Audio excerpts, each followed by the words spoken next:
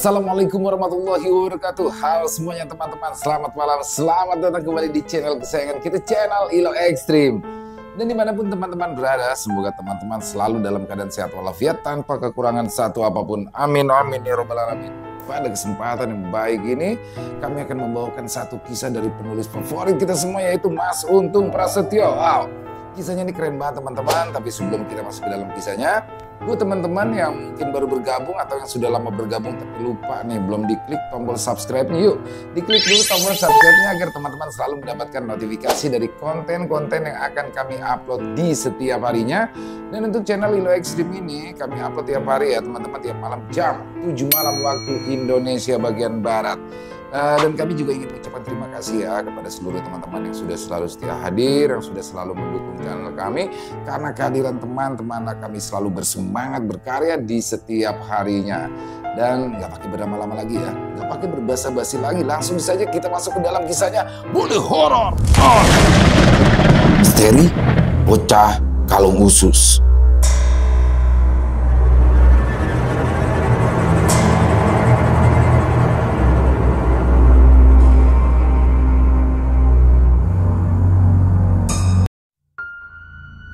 Hujan yang turun seharian di hari Kamis Wage itu membuat Mas Kamso merasa khawatir dan sangat gelisah.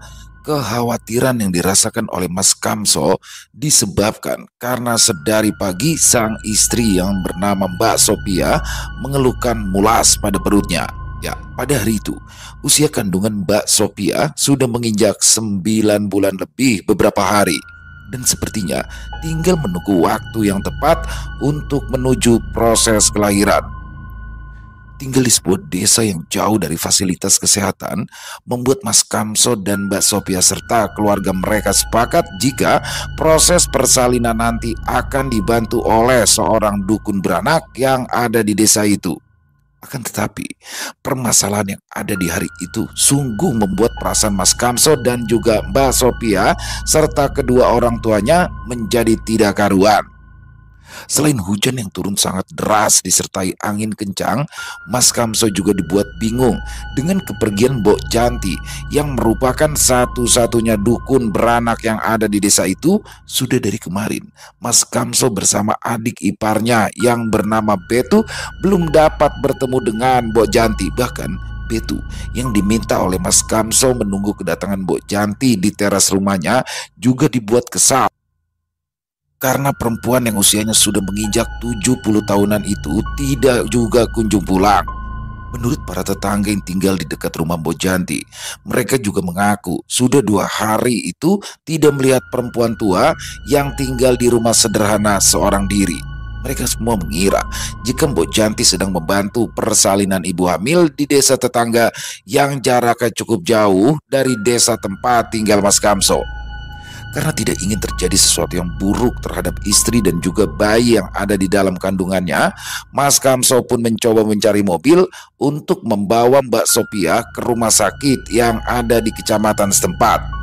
Dan satu-satunya orang yang memiliki kendaraan roda 4 di desa itu juga tidak ada di rumah karena sedang mengantarkan orang yang menyewa kendaraan serta jasanya keluar kota.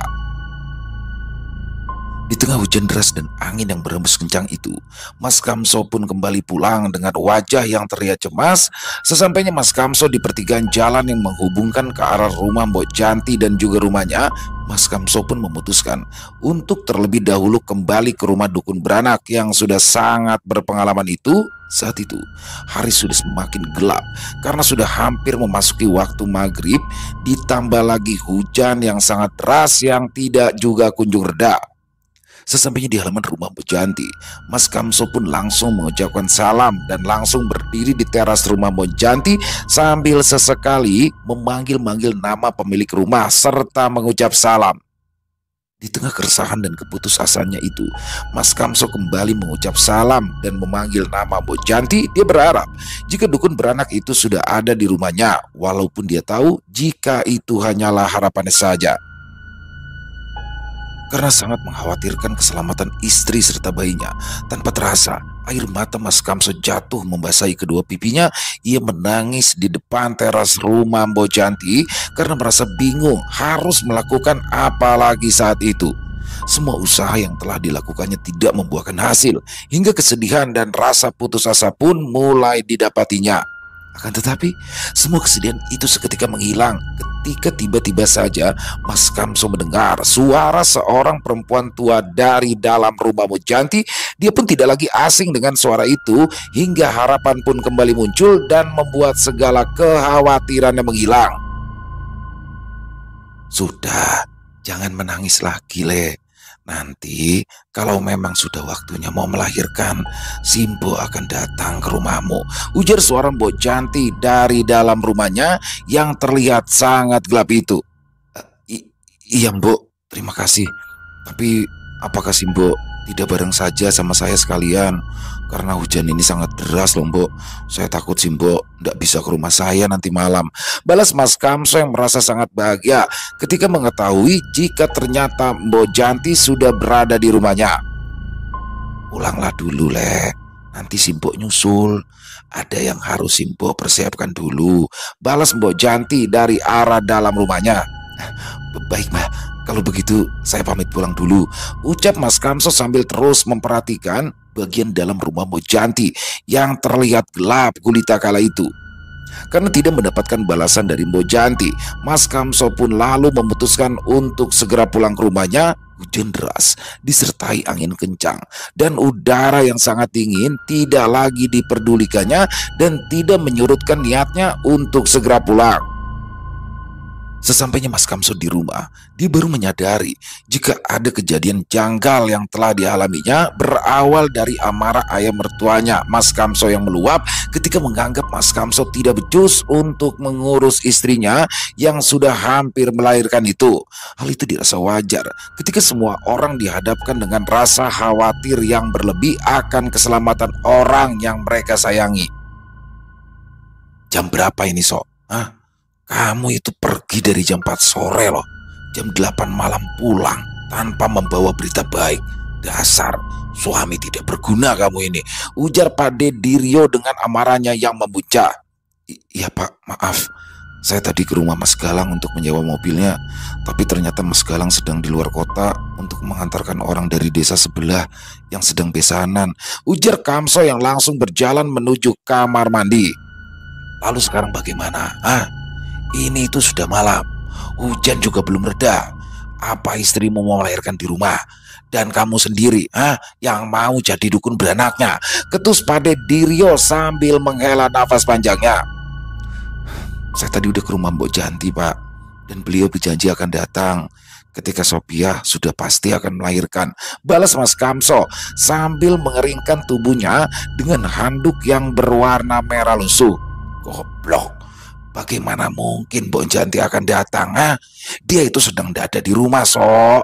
Sudah beberapa hari ini Pak Jono sama Bu Desarti itu tidak melihat Mbak Janti," ujar Pade Diryo dengan amarahnya lagi. Mendengar amarah dari ayah mertuanya itu, Mas Kamso hanya terdiam dan ia pun langsung berjalan ke kamar tempat di mana istrinya terbaring dengan lemah. Setelah memakai kaos lengan panjang berwarna putih dan juga celana panjang berwarna hitam, Mas Kamso pun mendekati istrinya yang kala itu sedang bersama ibu mertuanya. "Sabar ya Dek, Mbok Janti janji beliau itu akan datang. Wong aku dengar sendiri kok. Tadi itu beliau bilang begitu. Malahan beliau nyuruhku pulang lebih dulu dan beliau berjanji akan datang ke rumah ini sendirian nanti," ujar Mas Kamso sambil tersenyum dan memegang tangan Sophia. "Iya Mas, tidak apa-apa. Rasa mules di perutku juga sudah berkurang. Mudah-mudahan anak kita baik-baik saja ya Mas," balas Mbak Sophia sambil meneteskan air matanya. "Kamu itu kemana aja toh Kamso? Masa iya cuma ke rumah Mas Galang dan Mbok Janti aja sampai berjam-jam lamanya?" tanya Bude Samsia, ibu mertua dari Mas Kamso. "Loh, saya itu cuma sebentar kok Bu. Tadi sebelum maghrib saya sudah sampai di rumah Mbok Janti. Lalu saya berbincang-bincang dengan Mbok Janti sebentar," balas Mas Kamso sambil menatap jam dinding di tembok kamarnya. Walau merasa ada yang aneh dengan jam dinding yang dilihatnya, Mas Kamso tidak ingin berpikiran yang bukan-bukan. Dia tidak ingin batinnya lemah karena jelas-jelas dia sudah mengalami hal yang sangat janggal di hari itu. Itu tadi nyusulmu, So. Setelah dia tidak bertemu kamu di rumah Mas Galang, ya Betu langsung mencarimu di rumah Mbok Janti. Dan kata Betu, rumah Mbok Janti itu kosong dan kelihatan gelap. Dia juga tidak melihat kamu ada di rumah Mbok Janti sore tadi, ujar Bude Samsia menjelaskan dengan perlahan. Aku juga tidak tahu, Bu. Yang jelas, aku tadi itu mendengar suara Mbok Janti dari arah dalam rumahnya. Walaupun memang rumahnya itu terlihat gelap sore tadi, balas Mas Kamso dengan tenang. Ya sudah, semoga saja Mbok Janti menepati janjinya. Mudah-mudahan dia datang ketika Sophia akan melahirkan nanti, balas Bude Samsia sambil tersenyum dan melangkah pergi meninggalkan Mas Kamso dan Mbak Sophia. Setelah memastikan kondisi Mbak Sophia dalam keadaan baik-baik saja dan dapat tertidur pulas, sekitar jam 10 malam, Pade Diryo dan Bude Samsia memutuskan untuk pulang ke rumah mereka. Saat itu, hujan masih turun, tapi sudah tidak terlalu deras seperti sore tadi, dan tidak lama dari kepergian kedua orang tuanya, Mbak Sophia pun terbangun dan ia kembali merasakan sakit yang luar biasa pada bagian perutnya. Bersama dengan itu, suara petir pun terdengar menggelegar, dan setelah itu hujan kembali turun dengan sangat deras disertai hembusan angin yang sangat kencang. Dengan tenang, Mas Kamso pun menemani istrinya yang merasa jika sebentar lagi bayi yang ada dalam kandungannya akan keluar. Dengan sigap, Mas Kamso pun meminta kepada Betu untuk menyiapkan air panas pada sebuah wadah serta air sumur pada ember yang telah dipersiapkannya. Dengan penuh kesabaran dan ketenangan, Mas Kamso terus mengusap keringat yang keluar dari kening Mbak Sophia sambil sesekali memeriksa keadaan di luar rumahnya. Dia berharap Mbok Janti akan segera datang malam itu. Rintih kesakitan dari Mbak Sophia pun perlahan-lahan meruntuhkan ketenangan hati Mas Kamso. Dia mulai gelisah karena Mbok Janti tidak juga kunjung datang di saat-saat istrinya sedang dalam proses melahirkan malam itu. Suara petir yang bersaut-sautan disertai deru angin yang berhembus dengan kencang dan hujan yang turun semakin deras membuat Mas Kamso kehilangan ketenangannya. Sementara itu, kain yang dipakai oleh Mbak Sophia sudah dibasahi oleh cairan yang membuat Mas Kamso semakin panik. Akan tetapi, di tengah-tengah kekhawatirannya, Mas Kamso dan Betu tiba-tiba saja mendengar pintu rumah mereka diketuk oleh seseorang. Di tengah hujan deras yang disertai angin kencang dan suara petir yang menggelegar itu, Mas Kamso tidak akan mengira jika yang mengetuk pintu rumahnya itu adalah Mbok Janti. Satu-satunya dukun beranak yang ada di desanya itu akhirnya datang untuk membantu persalinan Mbak Sophia. Mas Kamso yang langsung membukakan pintu rumah itu dibuat terkejut kala melihat Mbok Janti yang berdiri di depan pintu rumahnya. Dan yang membuat Mas Kamso merasa sangat heran adalah ia melihat Mbok Janti dalam keadaan kering karena di tengah hujan deras yang disertai angin kencang malam itu. Tanpa memperdulikan keadaan itu, Mas Kamso pun segera mempersilahkan Mbok Janti untuk masuk. Sementara Betu yang telah menyiapkan beberapa wadah air panas dan air biasa kembali ke dapur untuk membuatkan minuman hangat untuk membantu Mbok Janti. Mbok Janti dengan tenangnya mulai masuk ke dalam kamar tempat Mbak Sophia berada. Aroma wangi dari tubuh Mbok Janti yang tercium dengan sangat jelas membuat Mas Kamso merasa tenang dan semua rasa khawatir tadi pun menghilang. Setelah berada di dalam kamar, Mbok Janti pun meminta kepada Mas Kamso untuk keluar dan menutup pintu kamarnya. Hujan masih turun dengan deras dan suara petir yang menggelegar terus berlanjut membuat suasana malam itu terasa sangat menegangkan. Namun di dalam rumah Mas Kamso, suasana menjadi lebih tenang berkat kehadiran Mbok Janti yang sedang membantu proses persalinan Mbak Sophia. Waktu terasa berjalan begitu lambat. Mas Kamso dan juga Betu pun berharap-harap cemas dengan keadaan Mbak Sophia. Sementara itu, suasana di dalam kamar terasa hening. Baik Mas Kamso maupun Betu tidak lagi mendengar suara rintih kesakitan dari Mbak Sophia setelah Mas Kamso menutup pintu kamarnya dari luar. Setelah beberapa saat yang terasa sangat lama bagi Mas Kamso dan juga Betu, terdengarlah suara tangis bayi yang memecah keheningan. Tangisan itu membawa kelegaan dan juga kebahagiaan bagi Mas Kamso dan adik iparnya Betu.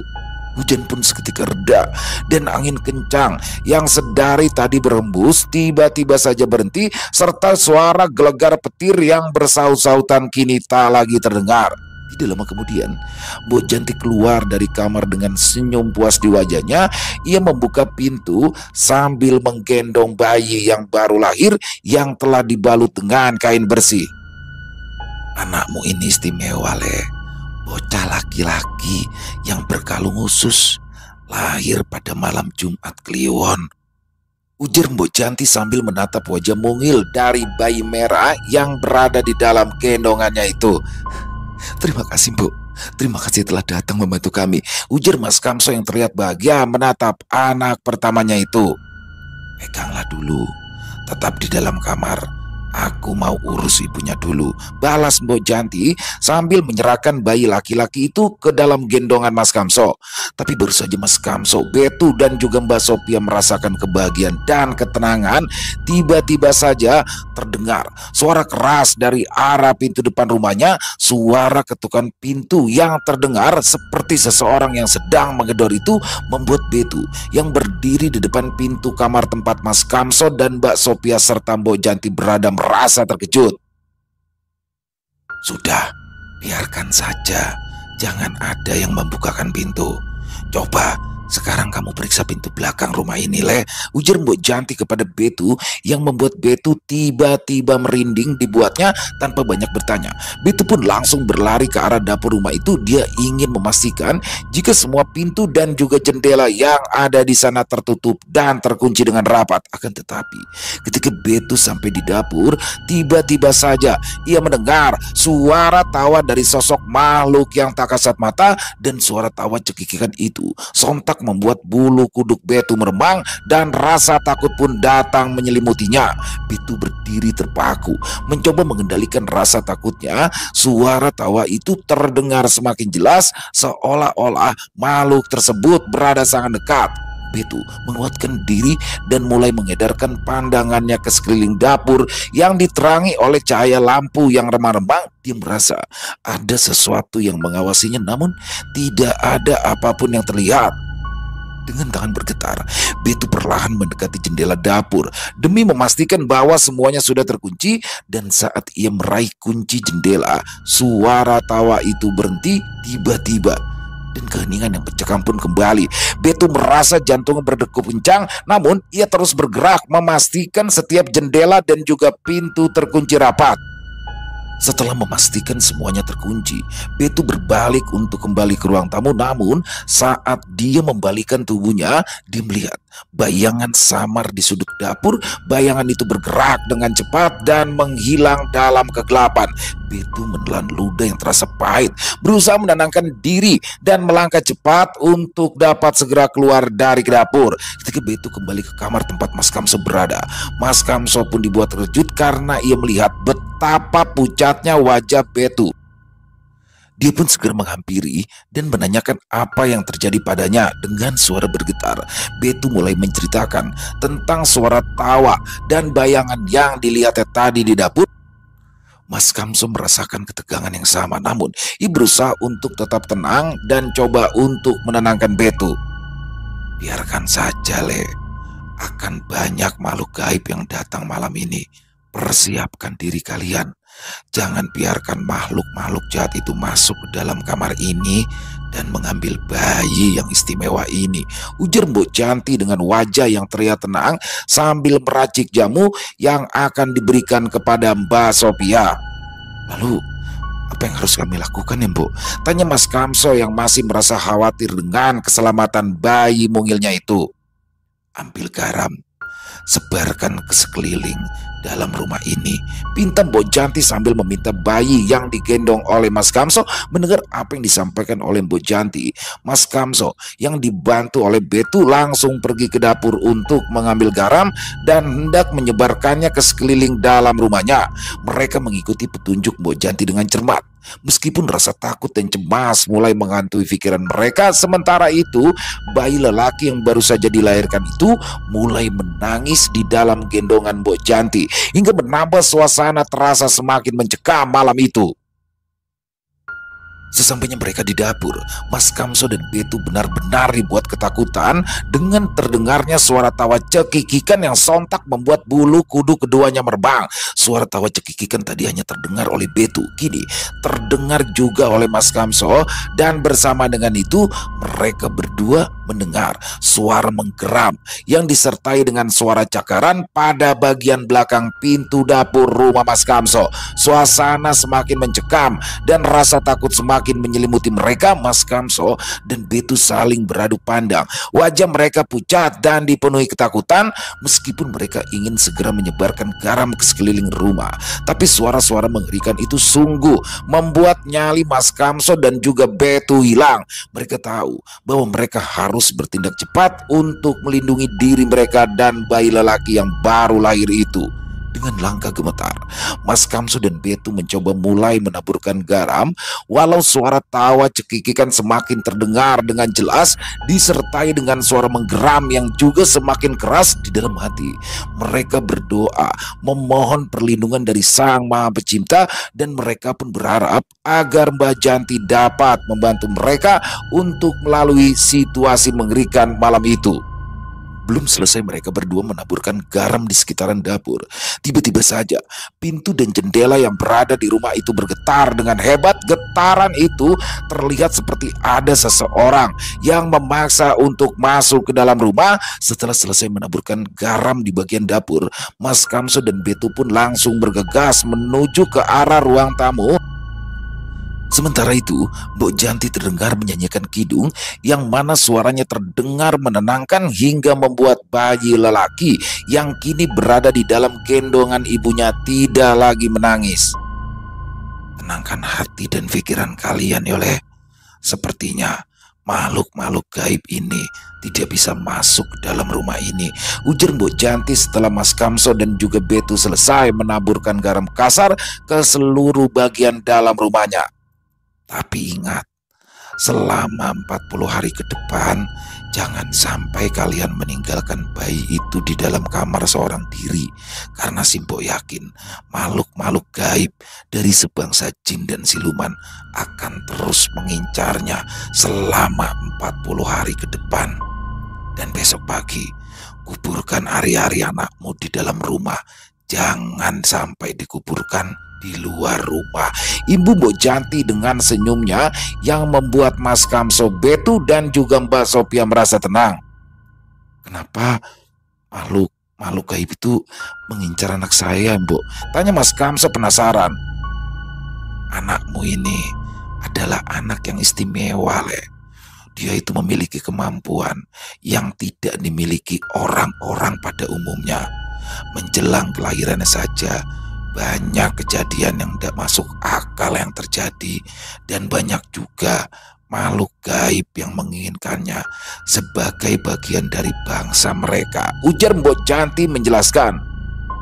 Bocah kalung khusus yang lahir secara alami pada malam Jumat Kliwon biasanya akan memiliki mata batin yang sangat tajam serta memiliki kemampuan dalam hal-hal gaib lainnya. Itulah mengapa para demit dan juga jin perewangan menginginkan bayi mungil ini, Le. Ibu Mbak Janti menjelaskan. Mendengar penjelasan tersebut, Mas Kamso dan juga Mbak Sophia merasa sedikit lebih tenang. Mereka mulai memahami bahwasanya kehadiran gangguan gaib ini bukanlah sebagai pertanda buruk, melainkan sebuah ujian yang harus mereka berdua lalui demi mempersiapkan anak mereka menjadi pribadi yang kuat dalam menghadapi dunia spiritual ke depannya. Baru saja suasana terasa tenang dengan menghilangnya suara tawa cekikikan dan juga suara geraman serta cakaran di bagian pintu belakang rumah. Tiba-tiba saja Mas Kamto dan Betu serta Mbak Sophia dikejutkan dengan suara pintu depan yang diketuk-ketuk oleh seseorang. Akan tetapi Mbok Janti langsung memberikan isyarat jika mereka harus diam dan terus mengabaikan suara ketukan yang terdengar dari arah depan rumah. Bu Janti menaruh jari telunjuk di depan mulutnya sambil menggeleng-gelengkan kepala seolah memberitahu jika Mas Kamso, Betu dan juga Mbak Sophia harus tetap diam. Tanpa mengucapkan sepatah kata pun, Bersamaan dengan itu, terdengar suara Pade Diryo di sela-sela ketukan pintu yang terdengar semakin kencang itu. Masih dalam posisinya, Bojanti meminta kepada semuanya untuk diam tanpa menjawab suara Pade Diryo yang terus saja memanggil-manggil. Dan tidak lama setelah itu, suara ketukan pintu pun terdengar semakin kencang, disertai dengan suara sosok menggeram yang seketika itu juga kembali membangkitkan rasa takut di hati dan pikiran Mas Kamso dan juga Betu. Perlahan tapi pasti, suara-suara menakutkan itu pun menghilang dengan sendirinya. Bojanti pun kemudian memberikan beberapa benda-benda bertuah yang terbungkus dengan kain putih kepada Mas Kamso dan Mbak Sophia untuk melindungi rumah mereka. Dia juga mengajarkan doa-doa khusus yang harus mereka berdua panjatkan setiap harinya untuk menjaga keselamatan keluarga kecil mereka. Tidak lupa, Bojanti juga menjelaskan tentang cara menggunakan benda-benda tersebut. Dia meminta kepada Mas Kamso untuk meletakkan jimat-jimat itu di atas pintu kamar dan juga pada bawah bantal di tempat tidurnya. Dengan penuh perhatian, Mas Kamso dan Mbak Sophia mendengarkan setiap kata yang diucapkan oleh Mbok Janti. Mereka bertekad untuk mengikuti semua petunjuk dengan seksama demi keselamatan keluarga mereka.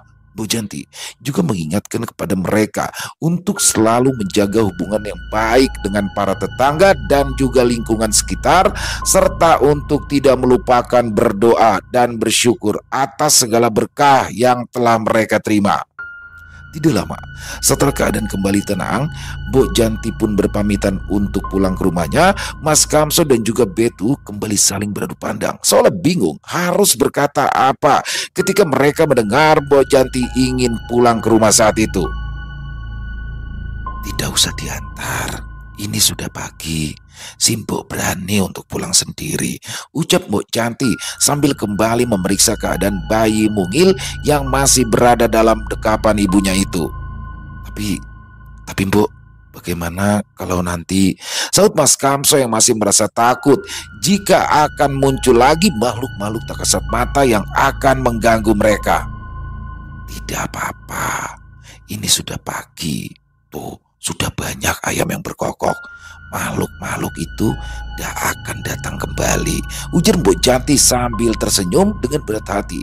Mas Kamso dan juga Mbak Sophia serta Betu harus melepas kepergian Mbok Janti. Tapi entah mengapa ada perasaan haru yang tidak dapat diungkapkan oleh mereka ketika Mbok Janti kembali berpamitan dan memberikan sedikit wejangan kepada Mbak Sophia.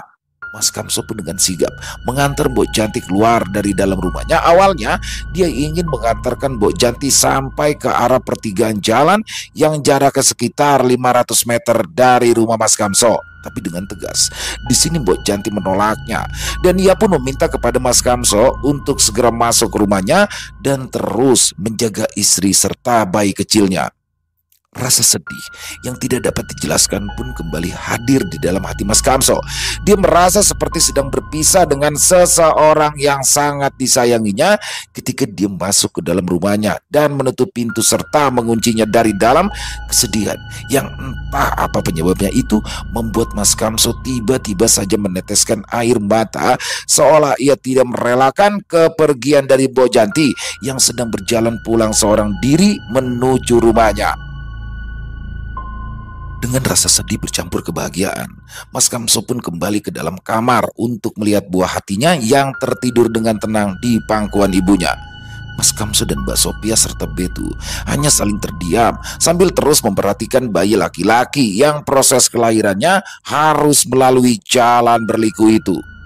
Setelah matahari terbit, Mas Kamso pun keluar dari dalam rumahnya bersiap untuk menguburkan ari-ari bayinya ketika Mas Kamso sedang menggali lubang di sudut dalam rumahnya. Ayah dan ibu mertuanya pun datang untuk melihat bagaimana kondisi anak perempuan mereka dan betapa terkejutnya Pade Diryo dan juga Bude Samsia ketika ia melihat Mas Kamso yang sedang menggali tanah untuk menguburkan ari-ari bayi lelakinya itu. "Apa Sophia sudah melahirkan, Le?" tanya Bude Samsia dengan wajah yang terlihat tegang. "Ya Bu, alhamdulillah. Nah, ini saya sedang menguburkan ari-ari cucu dari ibu dan bapak," balas Mas Kamso yang sontak membuat Pade Diryo dan juga Bude Samsia terkejut. Mereka pun langsung berlari ke dalam kamar di mana Mbak Sophia berada. Tidak lama setelah Mas Kamso selesai menguburkan ari-ari anaknya, datanglah ketua jaga baya di desa tempat mereka tinggal. Kedatangan ketua jaga baya yang bernama Pak Topo itu membawa kabar yang membuat keluarga Mas Kamso dan juga Pade Diryo terkejut mendengarnya. Kabar ditemukannya mayat seorang perempuan tua yang sudah berbau busuk itu sontak membuat Mas Kamso terdiam seribu bahasa. Mbak Sophia pun tiba-tiba menangis, sedangkan Betu terlihat gemetar ketakutan dengan wajahnya yang seketika pucat. Ya, kabar duka yang membuat Mas Kamso dan Mbak Sophia serta Betu merasa sangat sedih dan tidak percaya itu datang dari rumah dukun beranak yang tadi malam baru saja membantu persalinan Mbak Sophia. Pak Topo yang keheranan dengan kesedihan yang dialami oleh Mas Kamso dan keluarganya itu menyampaikan jika Mbok Janti ditemukan sudah meninggal dunia di dalam kamar rumahnya dan tubuhnya sudah mulai membusuk. Menurut Pak Topo sendiri, kemungkinan kematian Mbok Janti terjadi 3 hari yang lalu. Kabar itu tentunya sangat mengguncang hati Mas Kamso dan keluarganya. Bagaimana tidak, mereka baru saja melewati malam dengan kehadiran Mbok Janti yang membantu mereka sekeluarga dan juga dengan segala nasihat serta benda bertuah untuk melindungi rumah mereka. Bagaimana mungkin orang yang baru saja mereka temui yang sudah membantu persalinan dan juga memberikan perlindungan itu sudah meninggal dunia beberapa hari yang lalu? Mereka semua terdiam, berusaha mencerna kabar yang sangat tidak masuk akal ini. Tangisan Mbak Sophia menjadi semakin keras, menyelimuti suasana rumah yang mendadak penuh dengan kesedihan dan ketidakpercayaan. Mas Kamso berusaha untuk menenangkan Mbak Sophia, meskipun dirinya sendiri merasa sangat kebingungan kala itu. Mas Kamso mencoba untuk tetap berpikir jernih. Dia mencoba mengingat kembali setiap detail kejadian semalam. Kehadiran Mbok Janti yang sangat tiba-tiba tanpa terkena sedikit pun air hujan membuat Mas Kamso mulai merasa jika yang sudah datang membantu persalinan istrinya semalam itu bukanlah Mbok Janti yang sebenarnya. Proses persalinan yang sangat cepat dan juga ritual yang dilakukan serta doa-doa yang dipanjatkan Mbok Janti menambah keyakinan Mas Kamso jika yang semalam datang membantunya adalah arwah ataupun sukma dari Mbok Janti. Pak Topo lalu menjelaskan lebih lanjut bahwasanya beberapa tetangga merasa ada yang aneh karena tidak melihat Mbok Janti selama beberapa hari ini, dan ketika pagi tadi mereka mencium aroma yang tidak sedap dari arah rumah Mbok Janti, mereka pun lalu memutuskan untuk memeriksa ke dalam rumahnya. Dan para tetangga terdekat dari rumah Mbok Janti pun menemukan tubuh dari dukun beranak yang dikenal sangat baik itu sudah dalam keadaan tidak bernyawa dan bahkan sudah mulai membusuk. Dalam keheningan yang penuh dengan ketegangan itu, Mas Kamso mencoba mencari penjelasan.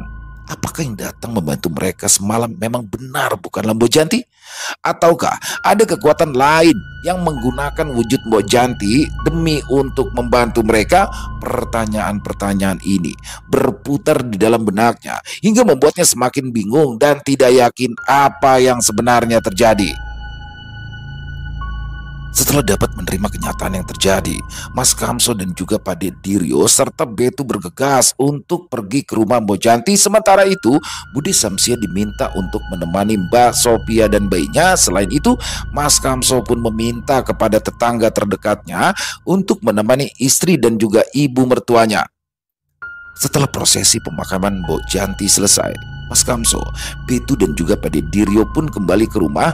Suasana di dalam rumah masih dipenuhi dengan kesedihan dan juga kebingungan setelah berita dari kematian Mbok Janti yang penuh dengan tanda tanya itu.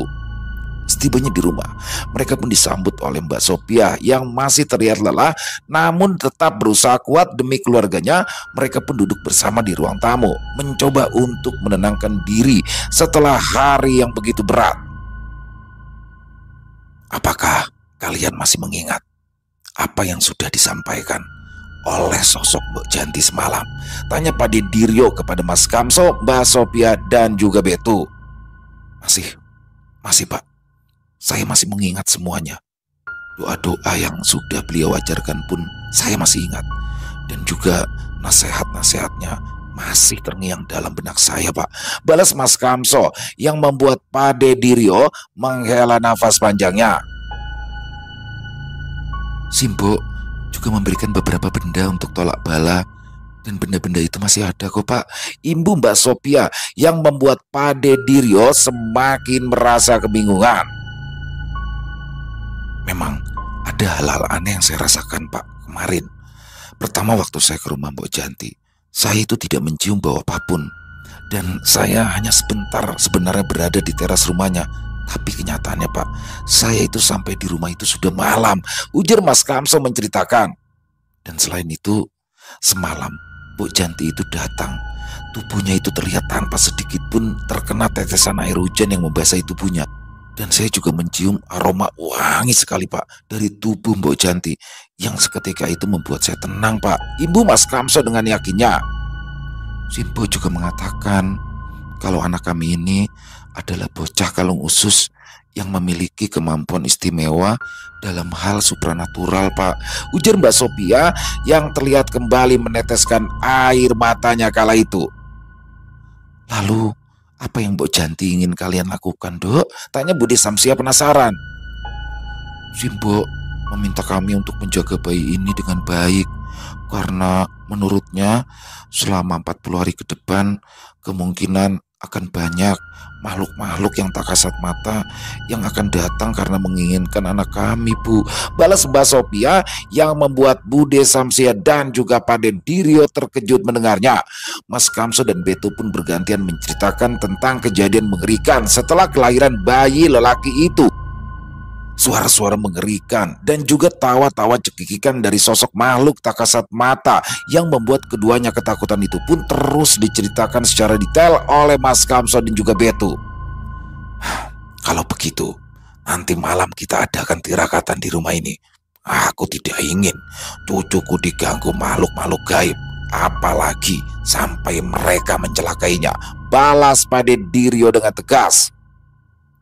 Dan ketika malam tiba, setelah selesai melakukan kenduri di rumah Mbok Janti, Pade Diryo dan juga Mas Kamso pun meminta kepada para tetangganya dan juga warga desa sekitaran untuk berkumpul di rumahnya. Mereka pun di situ juga menjelaskan tentang apa yang sedang mereka alami saat itu. Kabar tentang kedatangan Mbok Janti yang membantu persalinan dari Mbak Sophia pun sudah terdengar di seluruh penjuru desa. Dan hal itu pun membuat banyak para warga yang datang untuk menemani keluarga Mas Kamso serta melakukan tirakat agar tidak ada gangguan-gangguan dari makhluk-makhluk yang tak kasat mata.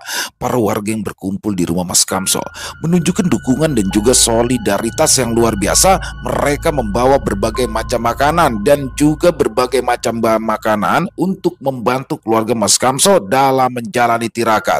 Malam itu, suasana di rumah Mas Kamso begitu hangat dan dipenuhi dengan doa-doa serta harapan agar segala gangguan gaib yang mungkin ada akan segera menghilang. Para sesepuh desa pun bergantian memimpin tirakat, membacakan doa-doa dan memohon perlindungan dari Yang Maha Kuasa.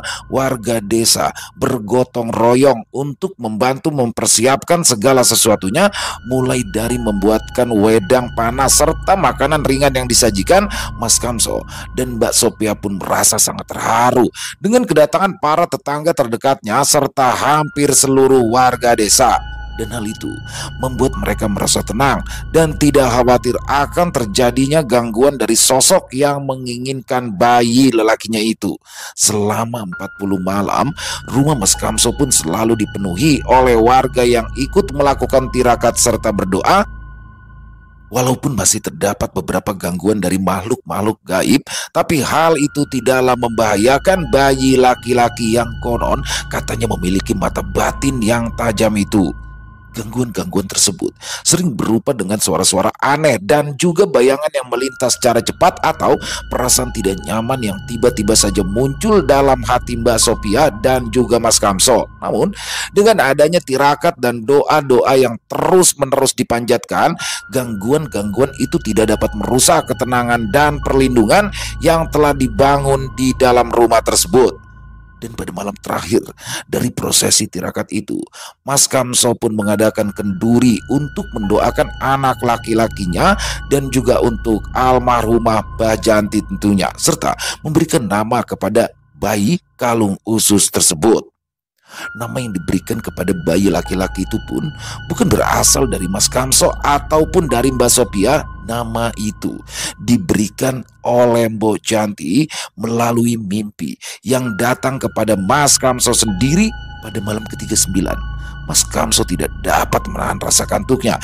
Ia pun lalu tertidur sebentar di dalam kamarnya, dan ketika Mas Kamso sudah tertidur dengan lelap itulah sosok Mbok Janti datang dengan wewangian yang sama persis seperti wewangian yang dicium oleh Mas Kamso ketika Mbok Janti datang di malam persalinan Mbak Sophia.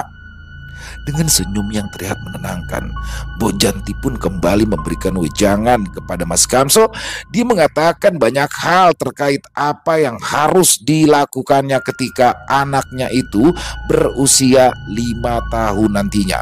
Selain itu, Mbok Janti juga memberikan sebuah nama yang sangat bagus kepada anak lelaki dari Mas Kamso, dan nama bocah itu adalah Dipo Suro Wicaksono.